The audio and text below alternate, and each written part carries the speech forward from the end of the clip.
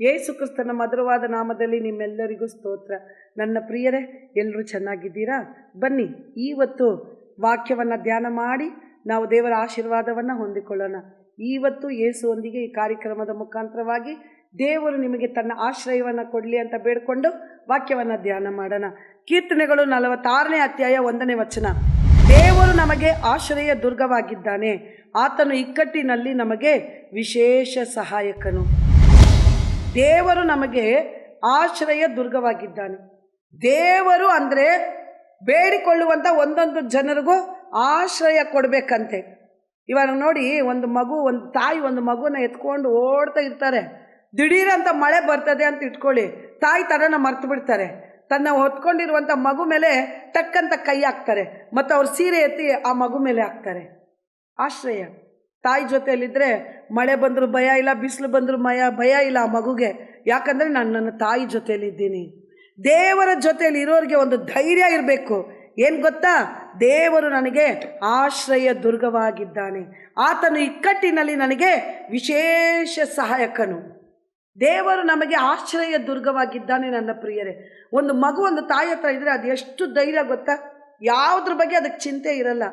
ಯಾವ ವ್ಯಕ್ತಿ, ಯಾವ ಮನುಷ್ಯನು ದೇವರ ಜೊತೆ ಇರ್ತಾರೋ ಅವ್ರಿಗೆ ಯಾವುದನ್ನು ಕುರಿತು ಭಯ ಬರೋದಿಲ್ಲ. ಎಲ್ಲಿ ಆ ರೀತಿಯಾಗಿ ಭಯ ಬರೋದಿಲ್ಲ. ರೋಡಲ್ಲಿ ನಡ್ಕೊಂಡೇ ಹೋಗ್ತಾರೆ, ದೇವರು ನಂಬ್ತೀನಿ ಅಂತ ಹೇಳ್ತಾರೆ. ಅಲ್ಲಿ ಒಂದು ನಿಂಬೆಕಾಯಿ ಬಿದ್ದಿದ್ರೆ ಅವ್ರಿಗೆ ಭಯ. ಎಲ್ಲಿ ಆಶ್ರಯ ದುರ್ಗವಾಗಿದ್ದಾರೆ ಅಂತ ಹೇಳಿದಂಥ ಧೈರ್ಯ ಬರ್ತದೆ. ನನ್ನ ಪ್ರಿಯರೇ, ಜನರು ರೋಡಲ್ಲಿ ನಡೆಯೋದಕ್ಕೆ ಭಯ. ಹೇಳ್ಕೊಡ್ತಾರೆ, ತಗೊಂಡೋಗು ಈ ನಿಂಬೆಕಾಯಿನ ನಿನ್ನ ತಲೆ ಸುತ್ತಬಿಟ್ಟು ನಿನ್ನ ಮನೆ ಸುತ್ತಬಿಟ್ಟು ತಗೊಂಡೋಗಿ 3 ರಸ್ತೆ ಹೋಗೋ ಜಾಗದಲ್ಲಿ ಹಾಕ್ಬಿಡು. ಯಾರು ದಾಟ್ಕೊಂಡು ಹೋಗ್ತಾರೋ ಅದು ಅವರಿಂದನೇ ಹೊಟ್ಟೋಗ್ತದೆ. ಇದು ದೇವರು ಹೇಳ್ಕೊಡೋ ಕೆಲಸನಾ? ನನ್ನ ಪ್ರಿಯರೇ, ಆದರೆ ಬೈಬಲಲ್ಲಿ ಯೇಸಪ್ಪ ಹೇಳ್ತಾರೆ, ನಾನು ನಿನಗೆ ಆಶ್ರಯ ದುರ್ಗವಾಗಿರ್ತೇನೆ. ಹಲ್ಲೆಲೂಯ. ನೀನು ಎಷ್ಟು ಕ್ರಾಸ್ ಆದರೂ ಕ್ರಾಸ್ ಮಾಡ್ಕೊ.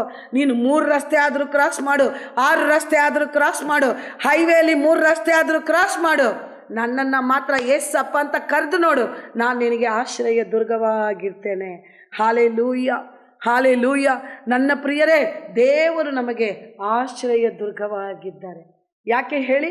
ಎಲ್ಲದವನ್ನು ಜಯಿಸಿ ಬಂದಿದ್ದಂಥ ದೇವರು ಯೇಸಪ್ಪ. ನನ್ನ ಪ್ರಿಯರೇ, ಯೇಸಪ್ಪ ಅಂತ ಕರೆಯೋರಿಗೆ ಯಾವ ಭಯ ಇರೋದಿಲ್ಲ. ನಾನು ಕೂಡ ಹಿಂದೂ ಕುಟುಂಬದಲ್ಲಿ ಹುಟ್ಟಿ ಬೆಳೆದವಳು. ನನ್ನ ಪ್ರಿಯರೇ, ನನ್ನ ತಾಯಿ ತಿಂಗಳಿಗೊಂದು ಸತಿ ಒಂದು ಮಂತ್ರವಾದಿ ಹತ್ರ ಕರ್ಕೊಂಡು ಹೋಗೋದು.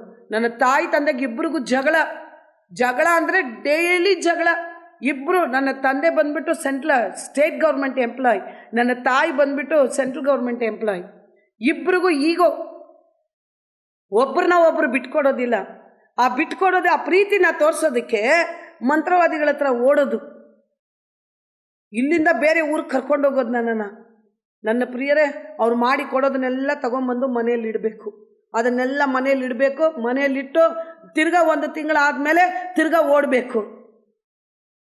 ಆವಾಗ ಇದನ್ನೆಲ್ಲ ನೋಡಿ ನಾನು ತಿಳ್ಕೊಂಡೆ, ಅಯ್ಯೋ ಇದರಲ್ಲೆಲ್ಲ ಮುಕ್ತಿ ಇಲ್ಲ, ಇದರಲ್ಲೆಲ್ಲ ಯಾವ ಸಹಾಯವೂ ಇಲ್ಲ. ನಾನು ಆವಾಗ ಯೇಸಪ್ಪನ ಸ್ವೀಕರಿಸಿಕೊಂಡೆ. ನನ್ನ ಪ್ರಿಯರೇ, ಆವತ್ತಿಂದ ನನಗೆ ಯಾವ ಮಾಟ ಮಂತ್ರದ ಮೇಲೆ ಭಯನೇ ಇಲ್ಲ. ಯಾಕಂದರೆ ನನ್ನ ದೇವರು ನನಗೆ ಆಶ್ರಯ ದುರ್ಗವಾಗಿದ್ದಾರೆ. ಇವಾಗ ನಾನು ಯಾವ ರಸ್ತೆಯಲ್ಲಿ ಬೇಕಾದರೂ ಓಡಾಡ್ತೇನೆ, ಎಲ್ಲಿ ಬೇಕಾದರೂ ಓಡಾಡ್ತೇನೆ. ಯೇಸಪ್ಪ ಅಂತ ಕರೆದ್ರೆ ಸಾಕು.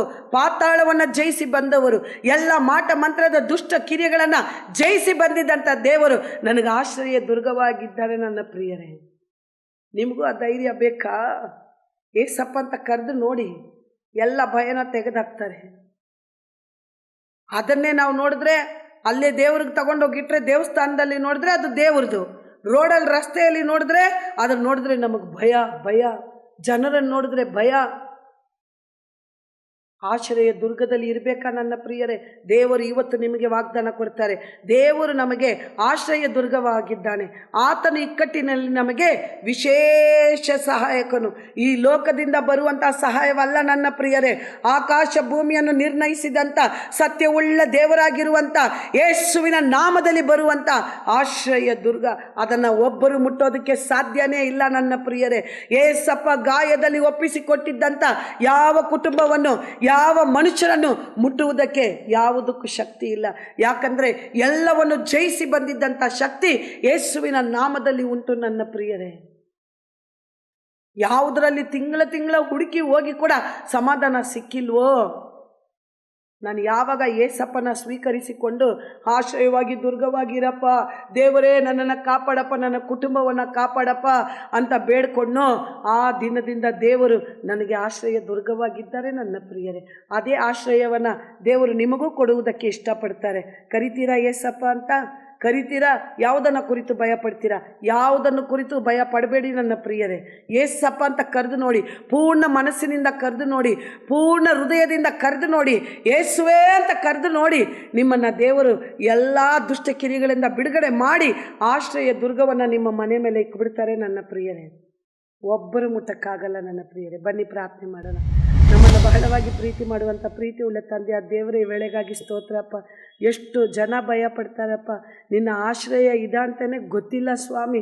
ಕರ್ತನೇ, ದೇವರು ನನಗೆ ಆಶ್ರಯ ದುರ್ಗವಾಗಿದ್ದಾನೆ, ಇಕ್ಕಟ್ಟಿನಲ್ಲಿ ನನಗೆ ವಿಶೇಷ ಸಹಾಯಕನು ಎಂಬುದಾಗಿ ನಾವು ನೋಡ್ತೇವೆ ಸ್ವಾಮಿ.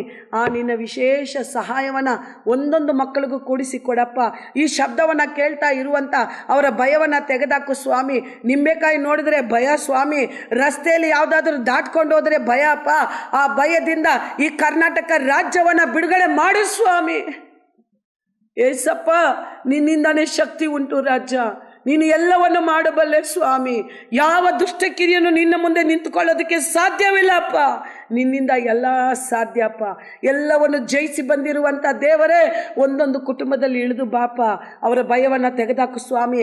ಅವರ ಕುಟುಂಬದ ಮೇಲೆ, ಅವರ ಮಕ್ಕಳ ಮೇಲೆ, ಅವರ ಕೆಲಸದ ಮೇಲೆ ನಿನ್ನ ಆಶ್ರಯ ಇಳಿಯಲಿ ಸ್ವಾಮಿ. ನಿನ್ನ ಆಶ್ರಯ ಇಳಿಯಲಿಯಪ್ಪ. ಕಾಪಾಡು ಸ್ವಾಮಿ. ಆಶೀರ್ವದಿಸಿ ದಾರಿ ನಡೆಸಬೇಕಾಗಿ ಯೇಸು ಸ್ವಾಮಿಯ ಮಧುರವಾದ ನಾಮದಲ್ಲಿ ಬೇಡಿ ಹೊಂದ್ಕೊಳ್ತೇನೆ ನನ್ನ ತಂದೆಯೇ. ಆಮೇಲೆ